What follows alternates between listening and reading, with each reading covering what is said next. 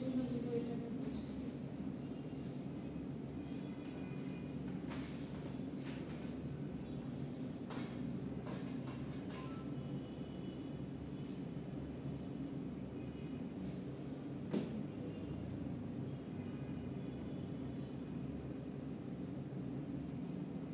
আচ্ছা air conditioning a better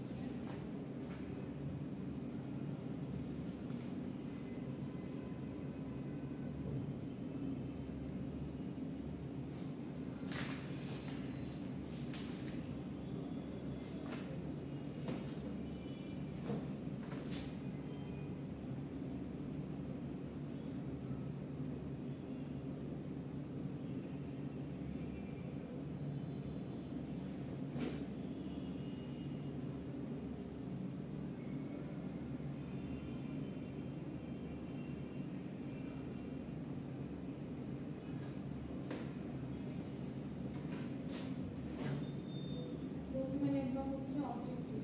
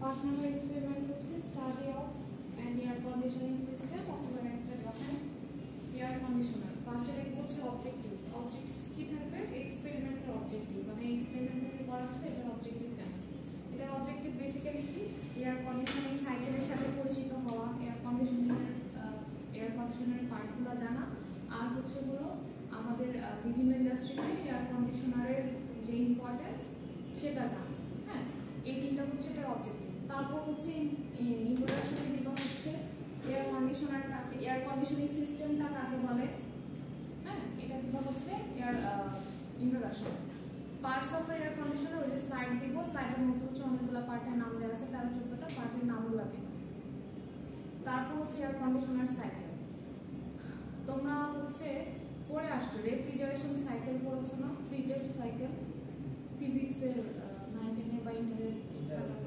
থাকার কথা হ্যাঁ তো ওই যে ওরকম প্রত্যেকটা সাইকেলের কি এয়ার কন্ডিশনিং আর রেফ্রিজারেশনের মধ্যে অনেকটাই মিল আছে। এয়ার কন্ডিশনিং এর খালি এক্সেস যেটা আছে সেটা হচ্ছে এয়ারটা ফিল্টার করার জন্য একটা ছাঁকনি থাকে, একটা ডাক থাকে, হ্যাঁ। তো দুটো প্রায় সেম জিনিস, সেম কাজ কি, বাইরে থেকে আমরা সুপ্ত তাপ নেব, সুপ্ত তাপ এখান থেকে সুপ্ত তাপটা এক্সট্রাক্ট করে বাইরে ছেড়ে দেবো রুমের টেম্পারেচারটা নিয়ে, ঠিক আছে। বেসিক্যালি আমরা সুপ্ত তাপ নিয়ে কাজ করেছি না এগুলো, তো আমি আবার দিয়ে দেবো, স্লাইড দিয়ে দেবো। সো এয়ার কন্ডিশনিং সাইকেলের বেসিক্যালি হচ্ছে 4টা স্টেজ। ফার্স্ট হচ্ছে কম্প্রেশন, তারপর কনডেনশন, তারপর হচ্ছে কনডেনসেশন, তারপর হচ্ছে এক্সপানশন, ইভাপোরেশন। পিকচার দেওয়া থাকবে, গ্রাফ দিয়ে দিব, ডায়াগ্রামও দিয়ে দিব। ডায়াগ্রাম হচ্ছে এসি ছবি আঁকতে হবে সেটা না, ডায়াগ্রাম হচ্ছে স্কেমেটিক ডায়াগ্রাম, মানে কোনটার পরে কোনটা প্রসেস আসতেছে ছবি আমি দিয়ে দিব। আর তারপর হচ্ছে মেইন জিনিস যেটা আমাদের আসলেই লাগবে, এই যে এয়ার কন্ডিশনিং সিস্টেমটা টেক্সটাইল ইন্ডাস্ট্রিতে এয়ার কন্ডিশনিং সিস্টেমটা আমার জানা কেন দরকার এটা আমি কিন্তু তোমাদেরকে অ্যাসাইনমেন্টও দিয়েছি, তাই না? যারা অ্যাসাইনমেন্ট করেছো তারা তো লিখতেই পারবা, জাস্ট 4-5টা পয়েন্ট দিবা কোন কোন জায়গায় দরকার। যেমন হচ্ছে আমার টেস্টিং ল্যাবের মেশিনগুলোকে পেছনে একটা স্পেসিফিক টেম্পারেচারে রাখতে হয়, সেজন্য আমার এয়ার কন্ডিশনিং দরকার। তারপর হচ্ছে এয়ার কন্ডিশনিং এর মধ্যে কিন্তু আমার এয়ার ফিল্ট্রেশনও থাকে, ঠিক আছে। এবং ফ্লোরগুলোতে অনেক হচ্ছে থাকে না, যেটা আমি যদি বলি ফাইবার থাকে, হ্যাঁ উঠতে থাকে। সো এইটাকে আমরা কি করি, কালেক্ট করে ফিল্টার করে এয়ারটাকে পরিশোধিত করি, সো সেজন্য আমার দরকার। আচ্ছা, তারপর হচ্ছে ফেব্রিক যখন স্টোর করে, অনেক ফেব্রিক স্টোরেজে কিন্তু তোমার এয়ার কন্ডিশন করা থাকে, কেন থাকে, যাতে ফেব্রিকের স্ট্রেস রিলিভ হয়, ঠিক আছে, মানে একটু কস্টলি এক্সপেন্সিভ যেগুলো সেসব জায়গায়। তারপর হচ্ছে কিছু মেশিন থাকে যেগুলোর জন্য হচ্ছে আমার যে টেম্পারেচারটা সেটাকে হচ্ছে কুল রাখতে হয়। তো এইগুলো হচ্ছে আমার টেক্সটাইল ইন্ডাস্ট্রিতে এয়ার কন্ডিশনিং এর ইম্পর্টেন্স। যা 5টা-6টা পয়েন্ট, অনেক পয়েন্টই পাবা, ঠিক আছে, লিখে দিবা, ছোট ছোট পয়েন্ট লিখবা। লাস্ট হচ্ছে কনক্লুশন, পারা যাবে। মেইন কথা হচ্ছে তোমাদের স্লাইডটা দরকার, স্লাইডটা আমি দিতাম, এখনই দিয়ে দিতাম, কিন্তু হচ্ছে স্লাইডটা অনেক বড়, এটা দেখলে তোমরা হয়ে যাবে, আমি একটু ছোট করে তারপর দিয়ে দেবো। আচ্ছা, তারপর স্লাইডটা দিয়ে রাখি, কিন্তু এটা এখন করা দরকার নেই, আমি দিচ্ছি, গ্রুপে দিচ্ছি, কিন্তু এটাতে কি করতে হবে না, আমি আবার ছোট করে দিই। এটা নিয়ে কারো কোনো কোয়েশ্চেন আছে?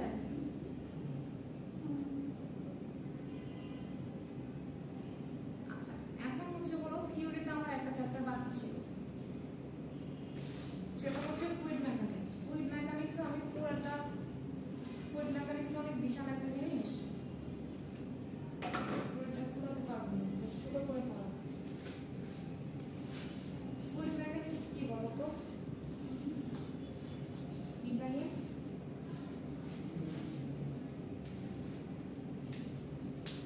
ফ্লুইড কি? হ্যাঁ, তরল রিলেটেড ভিতরে আমরা কোনো চ্যাপ্টার পড়ছি ফিজিক্সে? সান্দ্রতা ওয়ার্ড শুনেছি? হ্যাঁ, এই তো প্লবতা, আস্তে আস্তে মনে করছি, প্লবতাকে বুঝতে চাই জিহাদ।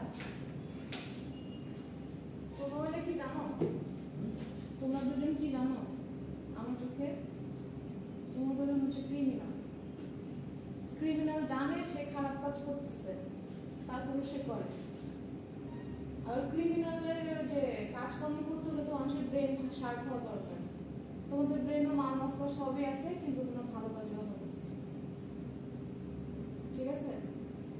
ঠিক এই কারণে ইব্রাহিম লাস্ট সেমিস্টারে অ্যাপারেলে A+ পায়, কিন্তু সবচেয়ে বেটার লেগছে, ভালো লেগছে ইব্রাহিম, ওকে আমি মার্কস দিই নাই, A+ দিই নাই, A দিছি, তাই না? ল্যাবেও থিওরিতেও কেন দিয়েছি জানো? ঠিক এই কারণে তুমি মেকানিক্যালেও A+ পাবো না, A পাবো, A+ পাওয়ার মতো হলেও A পাবো।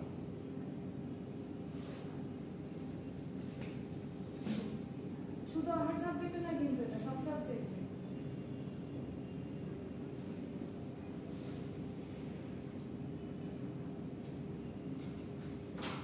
এই ছেলেটা পারে, বুঝে, বিজ্ঞান কলেজের ছেলে, বিজ্ঞান কলেজের ছেলে হয়ে পাস করে। তোমাদের এখানে ফার্স্ট হওয়া উচিত। ইব্রাহিম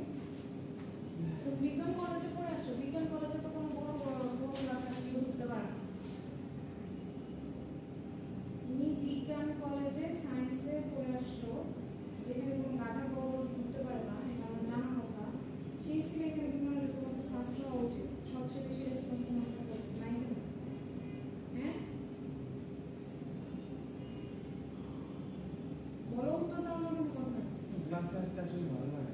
কেন মানে কি করলে তোমার ভালো লাগে তুমি সেটা বলো। সাংস্কৃতিক মেলায় আমাদের হ্যাঁ আমি ছিলাম শিমুলিতে ছিলাম কলেজ, এখান থেকে আমি আসতাম না, কিন্তু আমার আগ্রহ অনেক জোর জবরদস্তি শ্যামলী টেক্সটাইল ইঞ্জিনিয়ারিং কলেজ তো ওটা কি ভালো জায়গা? শ্যামলী কোথায় এটা? মেইন শ্যামলী ইয়েতে মোহাম্মদপুর বাস স্ট্যান্ডে যে ওটা, ওইটা কি ওটা থেকে এটা ভালো না?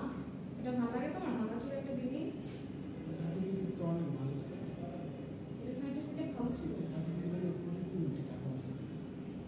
ঢাকা ইউনিভার্সিটি আমাদের সার্টিফিকেট তাহলে এখানে আসছে না।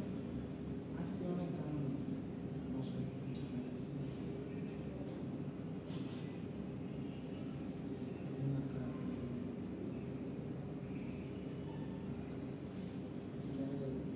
হুম পুরো বাসা থেকে চলতে যাবে মাঝখানে মাদ্রাসা করতে পারে কোন মাদ্রাসায় ভর্তি হয়েছে? কিতাব কেন মানে বড় হওয়ার পরে? হ্যাঁ শিল্প মানে ওখানে শ্রমিক টেক্সটাইলে ভর্তি হওয়ার পরে আবার মাদ্রাসা করতে পেরেছে। কেন মানে কি করবো মাদ্রাসা থেকে? ওই কিতাবখানা ইসলামিক স্টাডিজের তারপর তারপরে অনেক দিন যার বাসা কাজ করে এখানে ভর্তি পারছে এখানে এক ডর হয়ে গেছিল এক বছর। মানে হচ্ছে তোমার বাসায় তোমার যুদ্ধ করা লাগছে। এখানে ভর্তি করাই তো না, অনেক কষ্টে পিজা পিজা পাইছে পরে করাইছে। এটা খুঁজে বের করছে কে? এই ওয়েবসাইটে ইউজিসি সব ভার্সিটি খুঁজে বার করছে।